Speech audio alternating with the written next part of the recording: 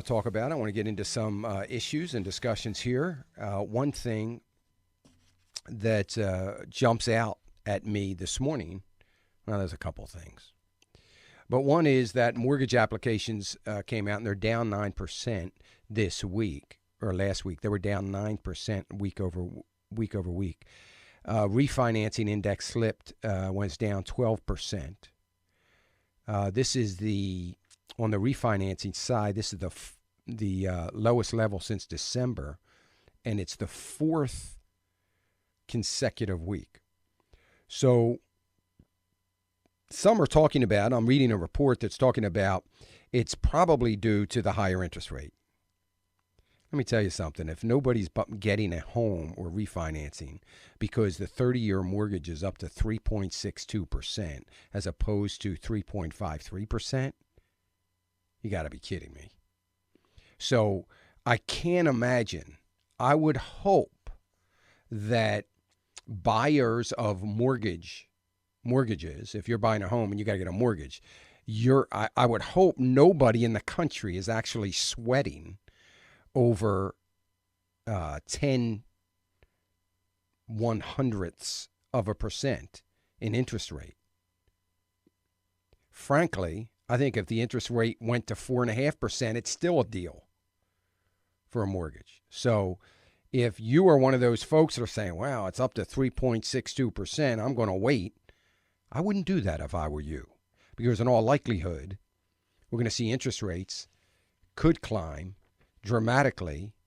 As a matter of fact, there are some warnings out today that sound very much like the warning I put out 3 months ago on my alert system in reference to selling your bond funds. Maybe they read my alert. I doubt it. Maybe they're just a little behind the curve. More likely than anything.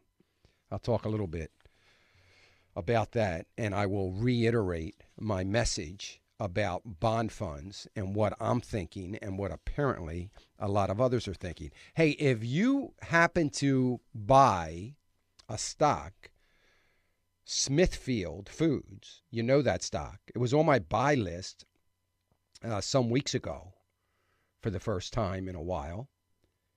Well, it's up 25% today. Yeah, just one day. It looks like a Chinese company is coming in and putting in an offer to buy Smithfield Foods.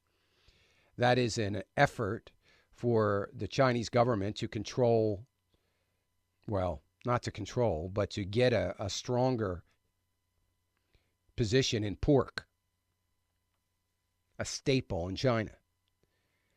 The Chinese government loves anything with a USDA seal on it, and they have made a bid, and Smithfield stock up 25%.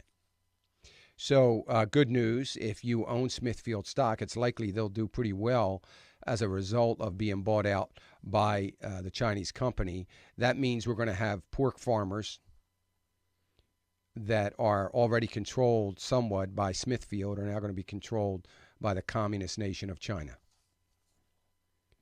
That shouldn't make you feel real good, but just thought I'd throw that out there. There is some question today about quantitative easing. Yeah, not from me. This would be from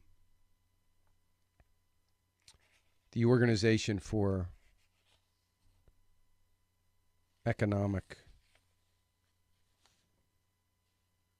International Economic. This is an international organization, the OECD, coming out talking about the Fed, what that might do, quantitative easing.